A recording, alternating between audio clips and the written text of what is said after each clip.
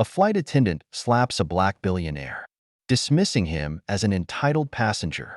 But in the next breath, her world shatters when he bellows the words no one saw coming. "I own this airline." Gasps echo through the cabin. Phones flash, and the viral fallout begins. As the weight of her actions spirals out of control, the flight attendant faces a choice. Will she let shame consume her or find a way to rise from the wreckage? What would you do if a single mistake made you a symbol of everything you feared most? Before we get into the story, comment below where in the world you are watching from today. The fluorescent lights of JFK Airport cast a harsh glow across Terminal 4 as passengers hurried through the bustling corridors. Olivia Harper stood at the flight crew check-in counter, her navy blue uniform crisp and perfect, just like every other workday of her 15-year career. Her fingers drummed impatiently against the counter as she waited for her paperwork. "Here you go, Olivia," said Jenna, a young crew member, handing over a folder. "Flight 2187 to Los Angeles." Olivia grabbed the folder without a word, her lips pressed into a thin line. She had done this routine thousands of times before, and small talk wasn't part of her process. "Oh, and Olivia," Jenna called after her. "There were some comments from yesterday's flight that—" "Save it." Olivia cut her off, not breaking stride. "I know what you're going to say." In the crew room, Olivia found her flight team preparing for the red-eye. Sarah, a flight attendant with kind eyes and graying hair, gave her a hesitant smile. "Morning, Olivia. How are you today?" "Let's just get through the briefing," Olivia replied, pulling out her checklist. "We have a full flight tonight." Mark, another crew member, cleared his throat. "Actually, Olivia, we needed to discuss something. There have been several passenger complaints about—" "About what?" Olivia's voice was sharp as a knife. "About me doing my job? About maintaining order on my flight? If passengers can't handle being told to follow basic rules, that's their problem, not mine." Sarah exchanged worried glances with Mark. "It's not about the rules, Olivia. It's about how you speak to people. Yesterday, a passenger said you made their child cry. The child was running up and down the aisle during turbulence." Olivia said flatly, "Would they prefer I let their precious angel crack their head open? Now, can we focus on tonight's flight?" The pre-flight preparation continued in tense silence, broken only by Olivia's curt instructions and the mechanical responses from her crew. As boarding began, Olivia stood at her post, mechanically greeting passengers with a smile that never reached her eyes. The cabin slowly filled with tired travelers, most of them business people heading west for morning meetings. That's when she noticed him, a tall man in a perfectly tailored charcoal suit that somehow looked comfortable enough for a cross-country flight. He moved with quiet confidence, helping an elderly woman store her bag before making his way to his own seat.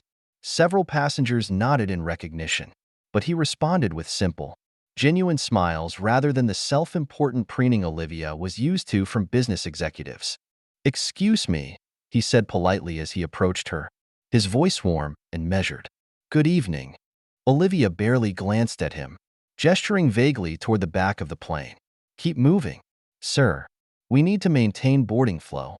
If her dismissiveness bothered him, he didn't show it. He simply nodded and continued to his seat in business class. A few minutes later, as the final passengers settled in, the same man pressed his call button. Olivia marched over, her irritation already building. "Yes, sir," she asked, her tone clipped. "I apologize for the inconvenience," he said, maintaining eye contact with a calm intensity that made Olivia uncomfortable. "But I was wondering if it would be possible to switch to an aisle seat. I have a medical condition that occasionally requires quick access to the lavatory." "Sir." Olivia's voice dripped with condescension. "The flight is full, and we're about to close the cabin doors. Seat assignments are final at this point. I'm sure you can manage for 6 hours." Several nearby passengers shifted uncomfortably in their seats. The man's expression remained neutral, but something in his eyes changed, a flash of disappointment rather than anger. "I must insist," Elijah said quietly, his calm demeanor unchanged. "It's a medical necessity, and I'd be happy to provide documentation." Olivia's jaw tightened, her patience wearing dangerously thin. The overhead lights seemed to buzz louder in the tense silence as other passengers watched the exchange with growing unease. "Sir," she said, her voice rising, "as I already explained, seat assignments are final. I don't make exceptions, not even for people who think they're special." She emphasized the last word with obvious disdain. Elijah straightened in his seat, his expression serious but measured.